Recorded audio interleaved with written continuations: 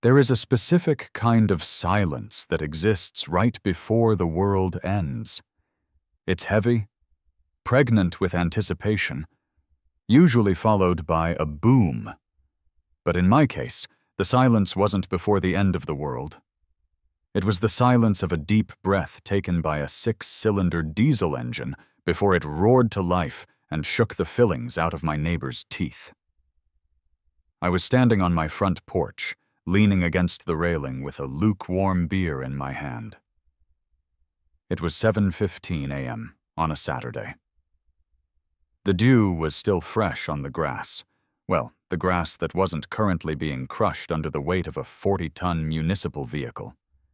The air smelled of freshly cut pine, exhaust fumes, and the distinct coppery scent of malicious compliance.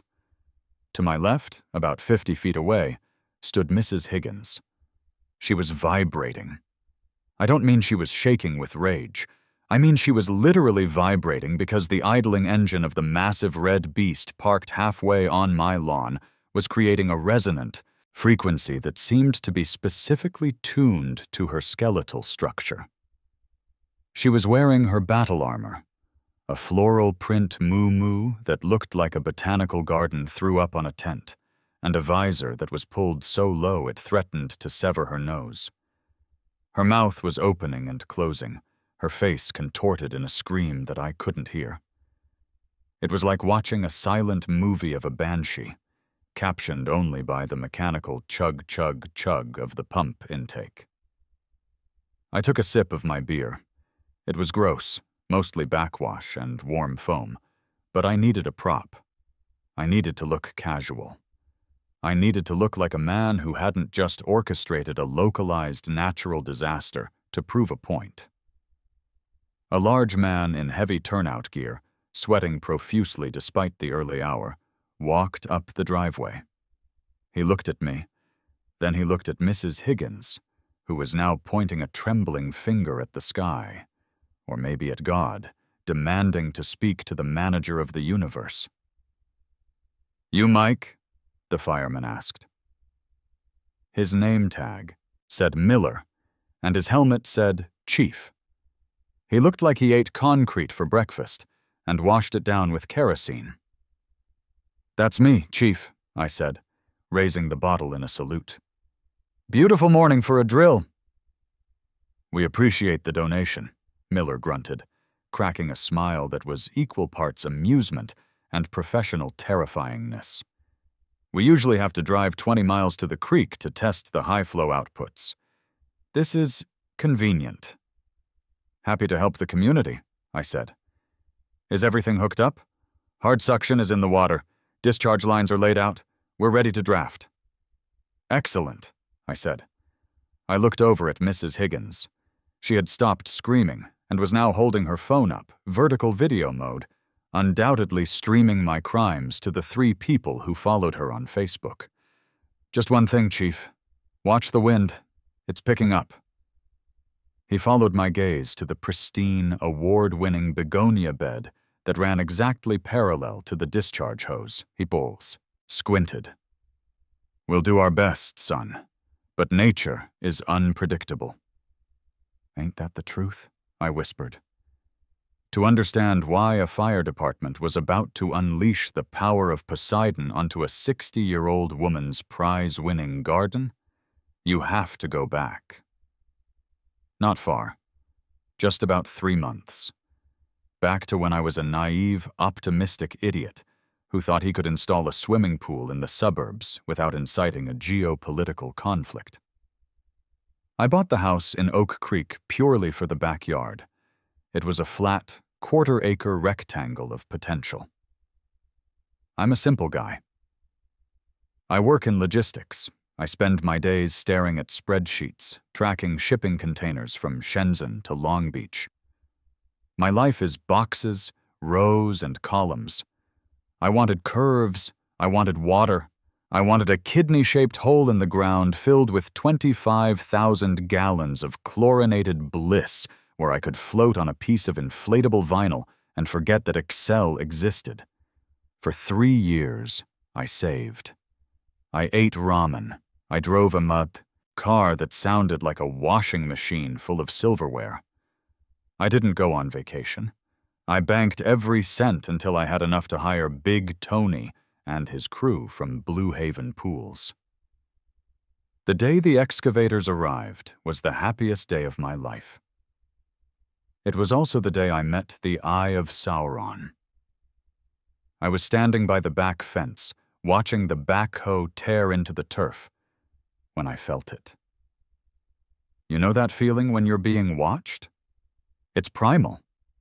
It's the feeling a gazelle gets when a lion is checking out its flank. I turned around. The fence between my yard and the neighbor's is a standard 6-foot wooden privacy fence, but because the grading of the land is slightly weird, her lot sits about 6 inches higher than mine. This meant that if she stood on her tiptoes, or, as I later learned, on a specialized tactical step stool, her eyes could just barely clear the top of the slats. There they were. 2 beady eyes, framed by wire-rimmed glasses, peering over the wood like a submarine periscope surfacing in hostile waters. "Good morning," I shouted, trying to be the good neighbor. "Sorry about the noise. We'll be done digging in a few days." The eyes didn't blink. The head rose slightly, revealing a pinched nose and a mouth that looked like it had never tasted sugar. "Do you have a permit for that heavy machinery?" That was the first sentence Mrs. Higgins ever spoke to me. No hello, no welcome to the neighborhood, just a demand for papers. "I do," I said, my smile faltering slightly. "It's taped to the front window. City approved." "The vibration is disturbing my soil compaction," she said. Her voice was nasally, the kind of voice that cuts through background noise like a dentist's drill. "I grow competitive begonias, young man. Begonias require stability. If that machine causes a root collapse, you will be hearing from my attorney." "I'll tell the guys to be careful," I promised. She didn't reply. She just slowly lowered herself back, down behind the fence, like a vampire retreating into a coffin. That should have been the warning. That should have been the moment I told Big Tony to pack it up, fill the hole, and maybe build a bunker instead. But I wanted my pool. Fast forward 2 months. The construction was hell, mostly because Mrs. Higgins called the police on the contractors 4 times. Once for noise, at 2 p.m. on a Tuesday, once for dust, which she claimed was toxic silica, but was actually just dirt. Once for illegal parking, Tony's truck was 1 inch over the curb, and once because one of the workers took his shirt off in the heat, and she claimed it was lewd and lascivious conduct. But we finished, and it was beautiful. The oasis, as I christened it, was perfect. The water was a dazzling, crystal-clear blue. The coping was limestone. I had installed a variable speed pump that was so quiet you had to touch it to know it was running. I had a cooler full of beer, a waterproof Bluetooth speaker, and a giant inflatable raft shaped like a slice of pepperoni pizza. The first Saturday after the pool was filled, I was in heaven. I lay on that pizza slice, drifting in slow circles, eyes closed, listening to some classic rock. The sun was hot, the water was cool, and for the first time in years I felt my blood pressure drop below stroke levels. Then, a shadow fell over me. I opened one eye. Mrs. Higgins was there again. This time, she wasn't just peeking over the fence. She was standing on something high, looming over the barrier like a gargoyle on a cathedral. She was wearing a wide-brimmed hat and holding a device that looked like a Geiger counter. "Michael," she said. She refused to call me Mike. "Mrs. Higgins," I sighed, paddling slightly to stay afloat. "Can I help you?" I'm measuring the humidity index, she announced. Okay, since you filled that reservoir, she spat the word like it was a curse, the local humidity in my microclimate has risen by 4%. I sat up on the raft, causing it to wobble. 4%? Mrs. Higgins, it's July. It's 90 degrees out.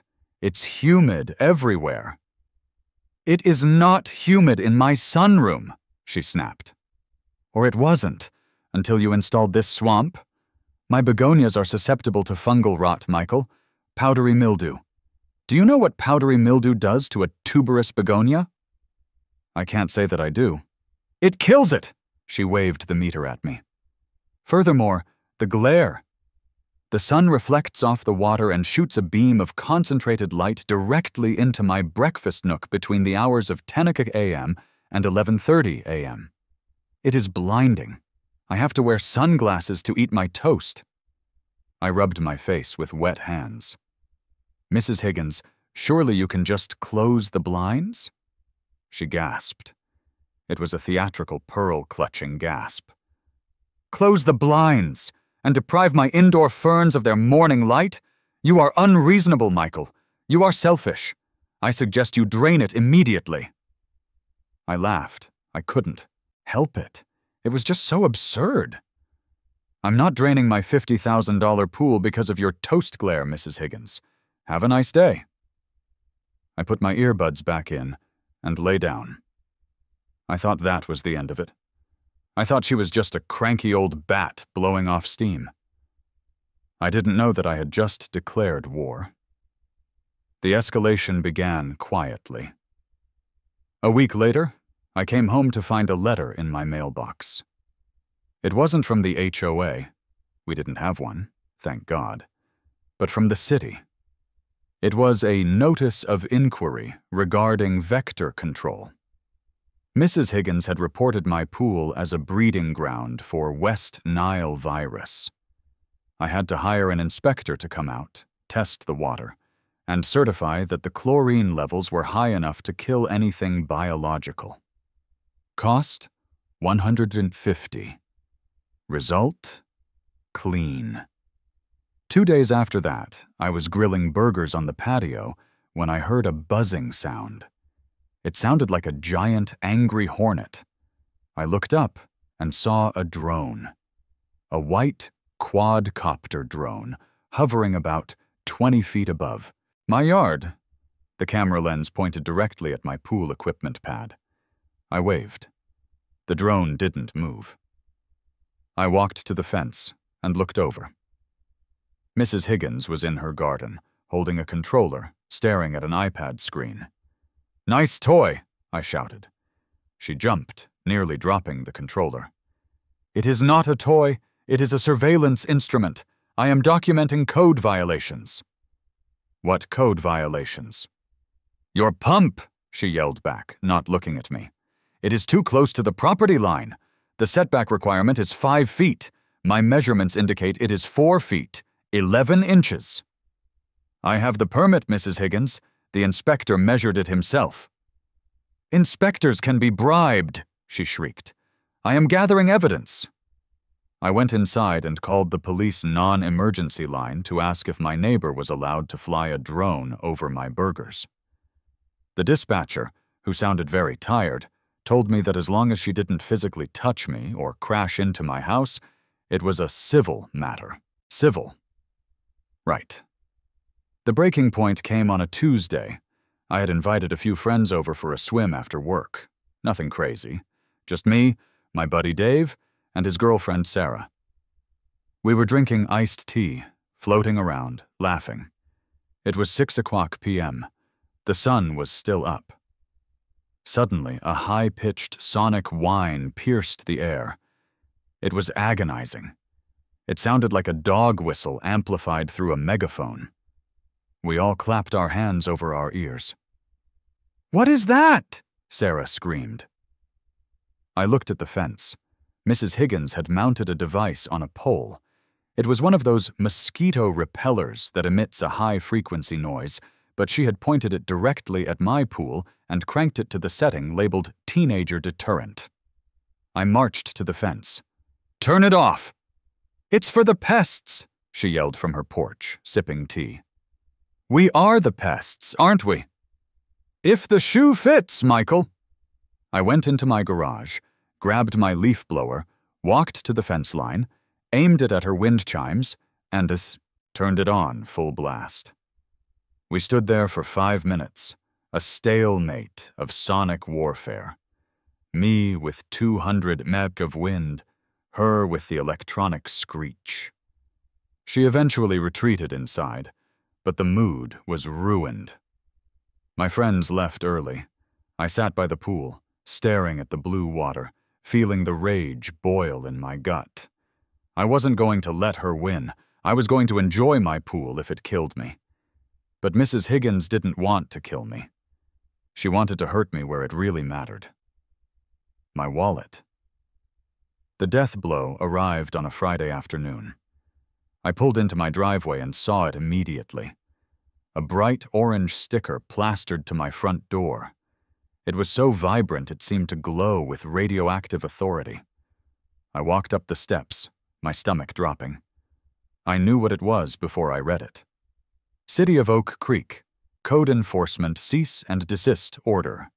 Violation 14B, Structural Hazard and Unsanitary Conditions. I ripped it off the door and read the fine print. Complaint received regarding compromised pool liner causing subterranean leakage into adjacent property, 124 Maple Drive. Photographic evidence submitted showing alleged standing water and structural instability. Property owner is hereby ordered to drain the swimming pool completely within 48 hours to allow for a foundational inspection of the basin and liner.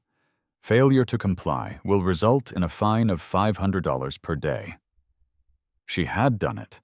She had accused my brand new pool of leaking into her precious begonia dirt. I stormed inside and called the number on the sticker. "Code Enforcement, this is Gary." "Gary, this is Mike from 122 Maple. I just got this insane sticker on my door." "Oh," Gary said. His voice dropped an octave, heavy with exhaustion. "The pool guy, yeah." "Gary, my pool isn't leaking. It's brand new. The water level hasn't dropped an inch in 3 weeks." "Look, buddy," Gary sighed. "I know. I've been to your house. I've seen the pool. But she sent us photos." "Photos of what? Mud?"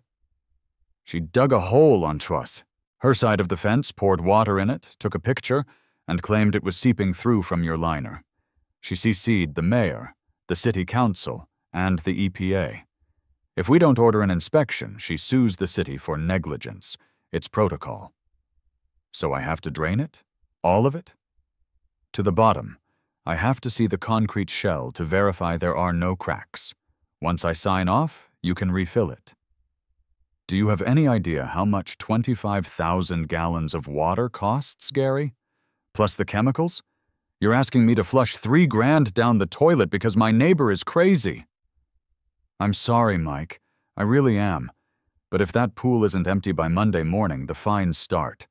And she'll be watching." I hung up. I stood in my kitchen, shaking. I looked out the window at the oasis. It looked so peaceful, so inviting. And now, it was a liability. I called Big Tony. "Tony, it's Mike. You're not going to believe this." I explained the situation. Tony, a man whose vocabulary consisted primarily of Italian curse words and pool terminology, went silent for a full 10 seconds. "She wants it drained?" Tony asked, his voice dangerously low. "Yes." "In July?" "Yes." "Does she know what happens to a vinyl liner if you drain it completely in 90-degree heat? It shrinks, Mike. It gets brittle. You might have to replace the whole liner if we aren't careful." "I don't have a choice, Tony. Can you come out and help me pump it?"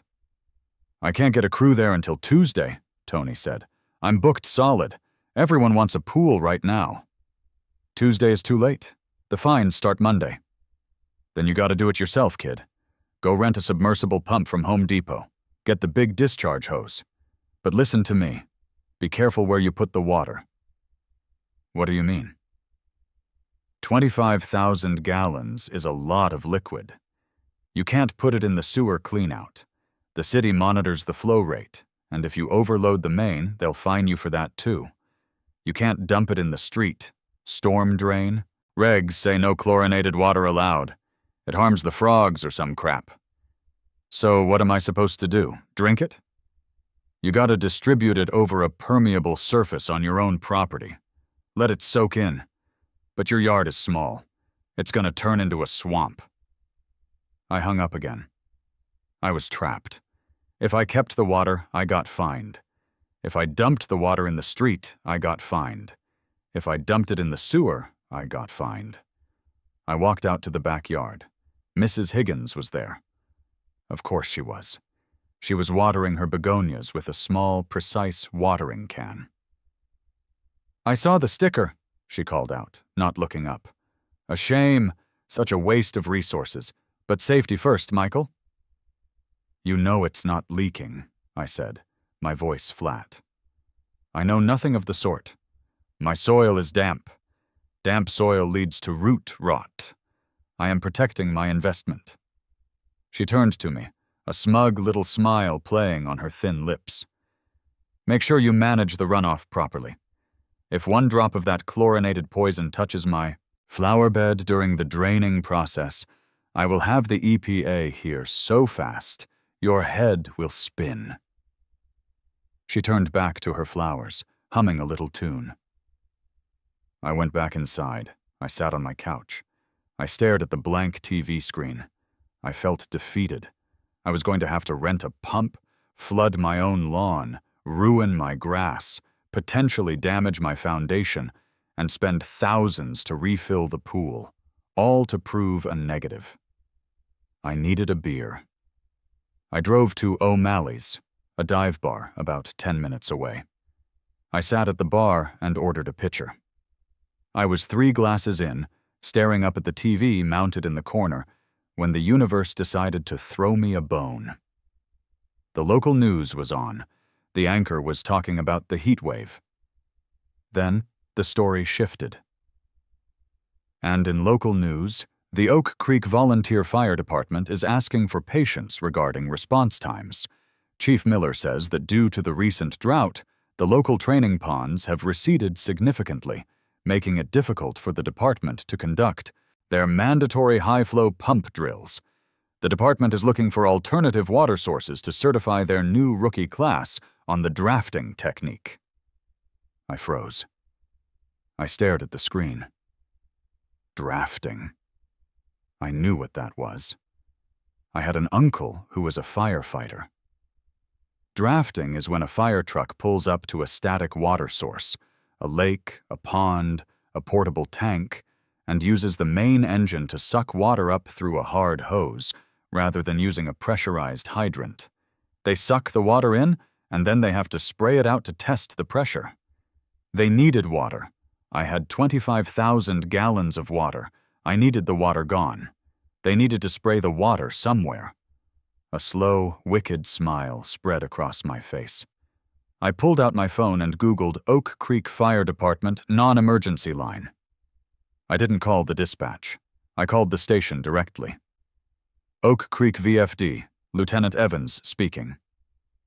"Lieutenant," I said, my voice steady. "My name is Mike, and I'm a resident on Maple Drive. I was just watching the news about your training shortage. Yeah? I have a 25,000-gallon in-ground reservoir on my property. Clean water. Easy driveway access. I'm draining it for maintenance. I was wondering if the department would like to use it for a drafting drill. You can have the water for free." There was a pause.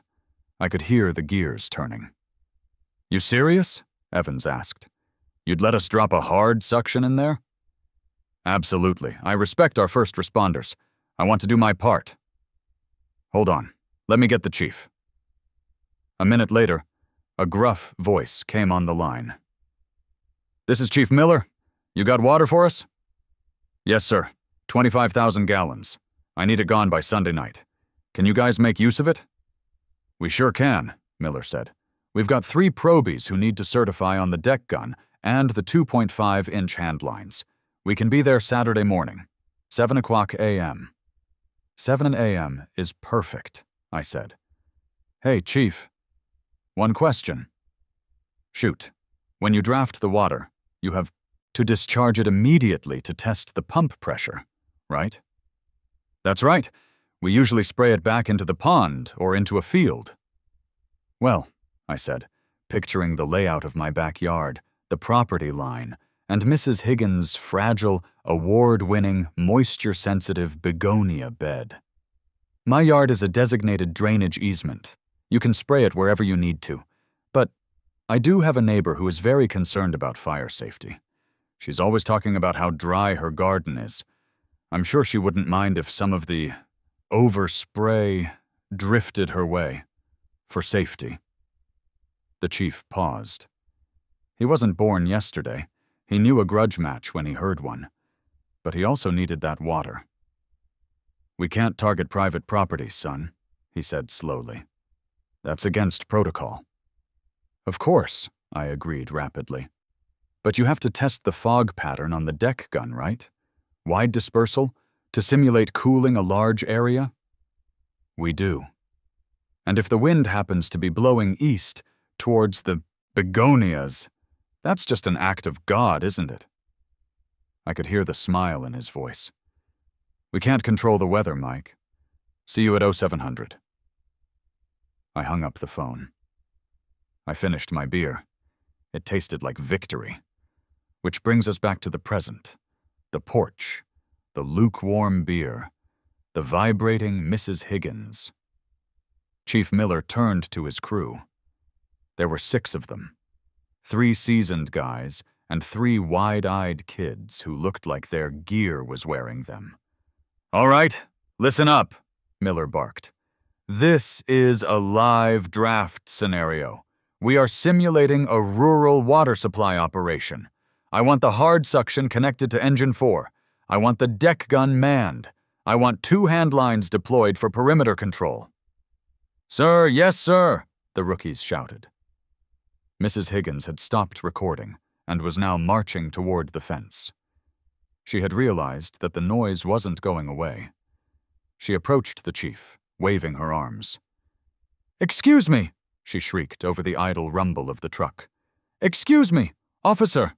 Fireman Person. Chief Miller turned slowly. He towered over her. Can I help you, ma'am? Please stay back.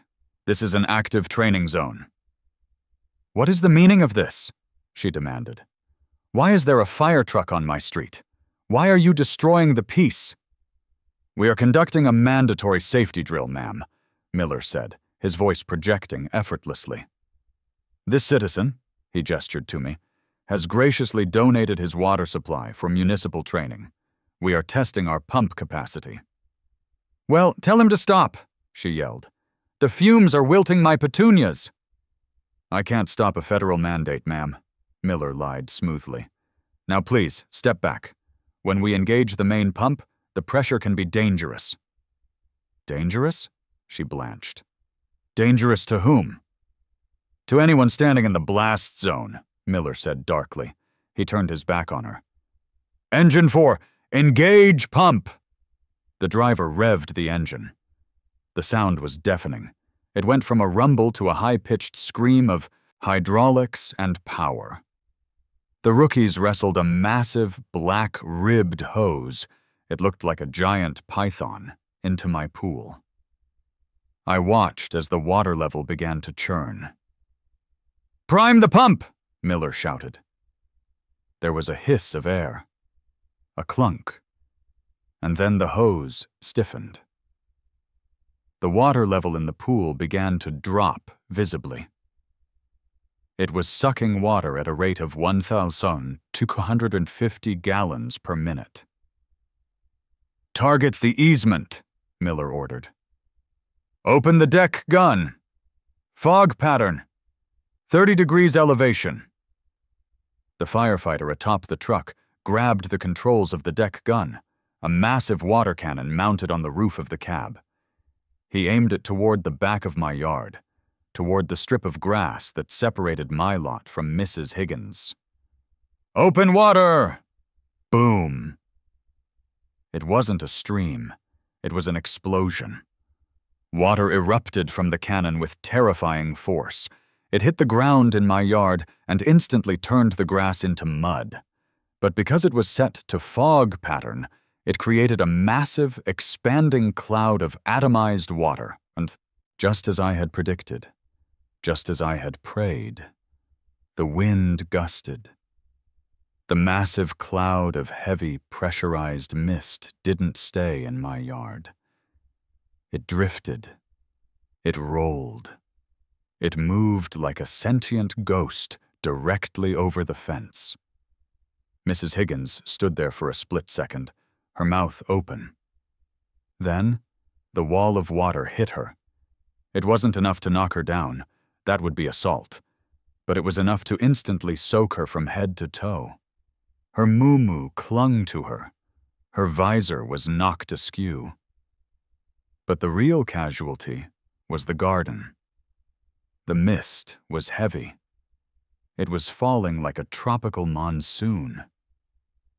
The delicate, prize-winning begonias, which had been sheltered from the harsh realities of nature for their entire lives, didn't stand a chance. Under the weight of the water, they flattened. The meticulously tilled soil turned into instant soup. The mulch floated away. "My babies!" Mrs. Higgins screamed. She ran toward the fence, clawing at the air. "Stop it! You're drowning them!" Chief Miller cupped his hands around his mouth. "Ma'am, stand clear! Dangerous vapors!" "It's not vapor! It's water!" she shrieked. "Increase pressure!" Miller shouted to his crew, ignoring her. "Flush the lines!" The roar intensified. The mist became a torrential downpour. I watched with rapt attention. It was the most beautiful thing I had ever seen. My pool was emptying rapidly. The water, which had been the source of all my stress, was now the instrument of my liberation. I saw Mrs. Higgins retreat. She ran back into her house, slipping slightly in the mud she had created for herself by digging that test hole earlier. She slammed the door. 5 minutes later, the blue lights arrived. You know that specific shade of blue that police lights cast? It's a piercing, authoritative indigo that somehow makes everything look guilty. Even the fire trucks looked guilty, and they were the good guys. 2 squad cars rolled up to the curb, parking at awkward angles because the street was occupied by 30 tons of fire apparatus. The sirens whooped once, that short, sharp chirp that means, "Cut the crap, I'm here!" And the silence that followed was heavy. Well, it would have been silent, except Mrs. Higgins was currently performing a one-woman opera of despair on her front lawn. "Officer! Officer! Arrest them all! Shoot them if you have to!" The door of the first cruiser opened. Out stepped Officer Davis. I knew Davis. In a town like Oak Creek, you know the cops mostly because they're the ones who have to come tell you to turn your music down when you're 18. And then 10 years later, you see them at the grocery store buying the same cheap beer you are. Davis looked tired. He adjusted his belt, which seemed to be weighing him down physically and spiritually, and walked up the driveway. He took in the scene. The massive fire hoses snaking through the grass, the empty pool, the mud, the dripping, wet, hysterical, elderly woman, and me, leaning against a porch pillar, looking like the cat who not only ate the canary, but also filed the insurance claim for it. "Mike," Davis said, nodding at me. "Officer Davis," I replied. "Rough morning?" "You have no idea," he sighed. He looked at Chief Miller, who was busy directing his men to start the breakdown procedure. "Chief?" "Davis," Miller grunted. "Okay," Davis said, pulling out a small notepad. "Dispatch said there was a report of— let me check here.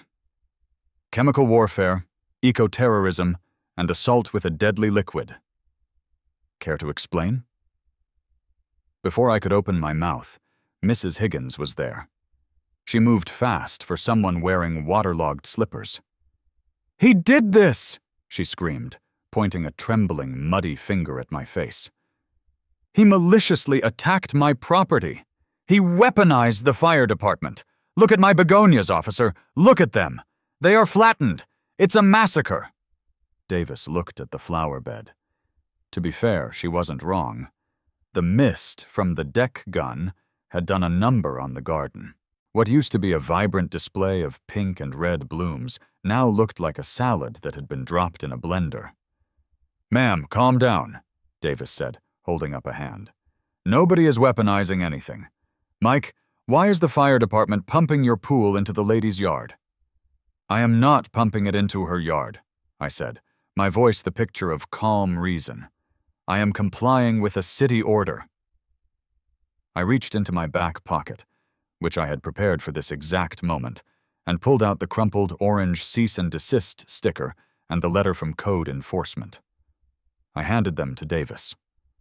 "As you can see, officer, the City of Oak Creek Code Enforcement Division ordered me to drain my pool within 48 hours to inspect a reported structural failure.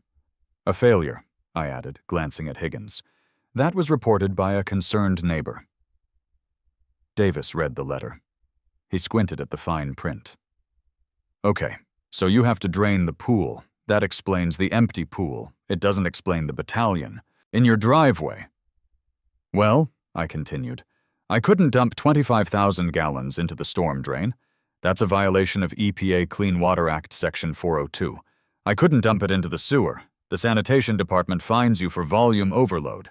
I was stuck. But then I heard our brave heroes at the VFD were short on water for their training drills." I gestured to Chief Miller, who stepped forward, looking like a monolith of integrity. "It's true, Davis," Miller said, his voice deep and gravelly. "Department is conducting a standard drafting operation. We needed a static water source. Mike here donated the water, saved the city about $500 in tanker fuel." "And the mess?" Davis gestured to the mud pit that was once a garden. "Wind," Miller said. He didn't blink. "We were testing the wide fog dispersal pattern on the deck gun.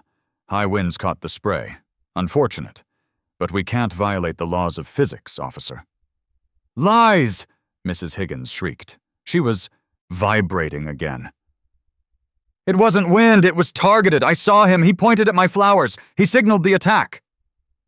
"Ma'am," Davis said, turning to her, "are you saying the fire chief conspired with your neighbor to water your flowers too hard?"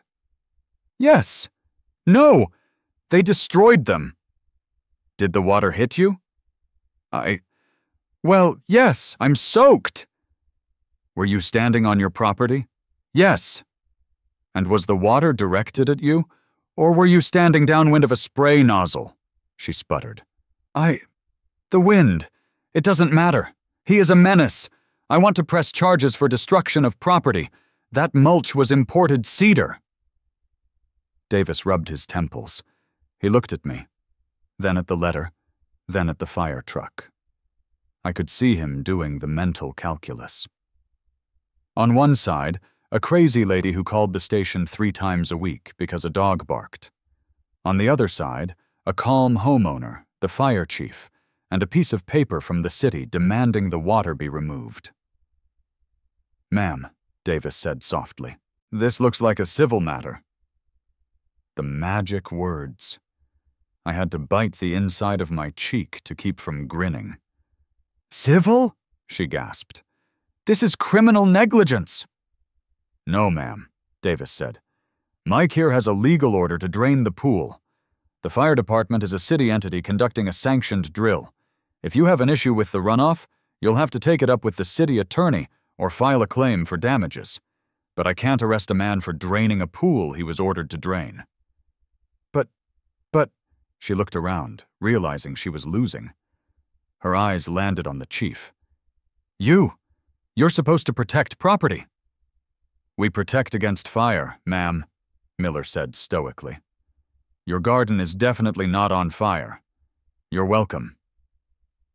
Mrs. Higgins let out a sound that was somewhere between a sob and a growl. She looked at her ruined shoes. She looked at her flattened flowers. She looked at me. "You haven't heard the last of this, Michael," she hissed. "I will call the mayor. We'll call the governor." "You do that, Mrs. Higgins," I said. "In the meantime, you might want to check your basement. All that water on your side of the property line? Might be bad for the foundation. You know, like you said in your report." Her eyes went wide. She turned and sprinted, waddled briskly, back toward her house. Davis shook his head. He handed me back the letter. "Mike." "Yeah, officer?" "Try not to cause a flood next time." "I'll do my best. Stay safe out there." He walked back to his cruiser. The fire trucks finished packing up. The rookies rolled up the hoses, looking extremely pleased with themselves. Chief Miller shook my hand. "Good drill," he said. "Thanks for the water." "Anytime, Chief. Hey, if you guys need to test the sirens later. Don't push your luck, kid." He winked. They rumbled away, leaving me standing in the quiet, damp aftermath. My lawn was a mess, my pool was empty.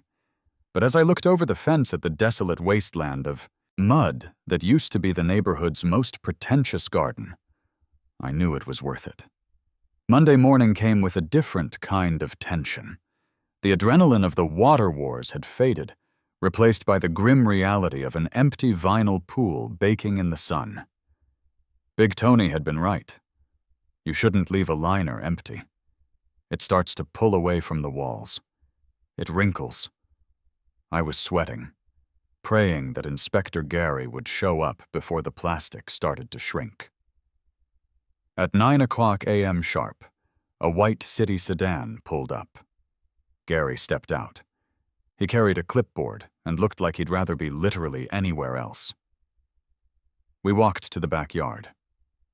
Gary stood at the edge of the deep end, looking down into the blue abyss. It was bone dry, save for a few puddles in the drain. "Well," Gary said, "it's empty." "It is," I confirmed. "Just like you asked." Gary walked around the perimeter. He hopped down into the shallow end, shoes squeaking on the vinyl, and walked toward the wall that bordered Mrs. Higgins' property. He knelt down. He tapped the wall. He looked at the liner. "No tears," he muttered. "No soft spots behind the wall." "Nope." He walked to the deep end. He checked the hydrostatic relief valve. He checked the coping. "This pool is pristine," Gary said, standing up and brushing off his knees. "There's no leak." "I tried to tell you, Gary." I know, but we had to verify." He climbed out of the pool and scribbled something on his clipboard.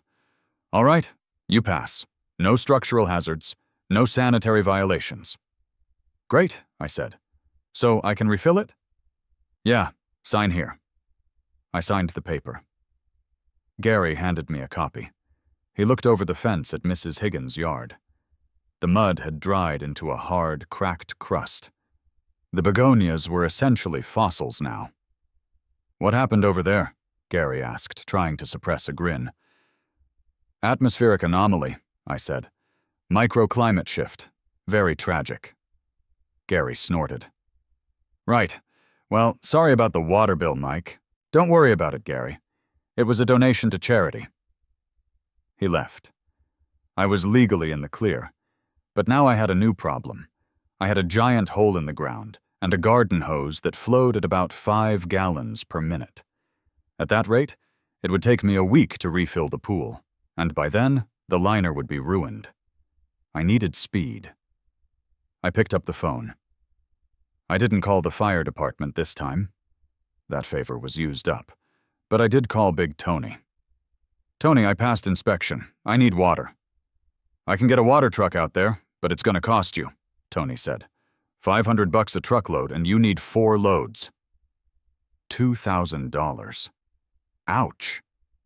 Is there another way?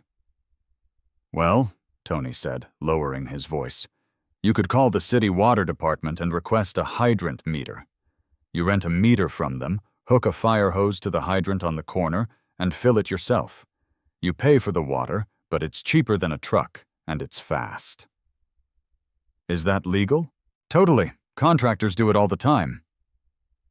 I went to the city utility office that afternoon. I put down a deposit, rented a massive yellow meter, and dragged a 3-inch hose from the hydrant on the corner down to my pool. I hooked it up. I turned the wrench on the hydrant. Whoosh! The water roared into the pool. It wasn't as violent as the fire truck, but it was fast. I sat there in a lawn chair, watching the water level rise, beer in hand. Mrs. Higgins came out about an hour later. She was wearing a different muumuu, this one a somber gray, like she was in mourning. She saw the hose running from the street. She saw the water filling the pool. She stormed to the fence. "You're filling it back up?" she demanded. "Past inspection," I shouted over the sound of the rushing water. "City says it's safe." "This is unacceptable. The glare will return. Get better sunglasses. And the noise. That rushing water is over the decibel limit." "Actually," I said, checking my phone, "according to City Ordinance 45A, construction noise is permitted between 8 a.m. and 6 p.m. It's 2 p.m. I'm good." She glared at me. Then she looked at her dead garden. "You owe me for my flowers. And you owe me for the 25,000 gallons of water you made me dump," I countered. "Shall we call it even? Or should I file a harassment suit for the false report regarding the leak?" She froze. She knew that filing a false report with code enforcement was a misdemeanor. She tightened her jaw, spun around on her heel, and marched inside. It took 6 hours to fill the pool. When it was done, I shocked it with chlorine, turned on the pump, and watched the water begin to circulate. It was cloudy, but by tomorrow, it would be clear. 2 days later, the oasis was back.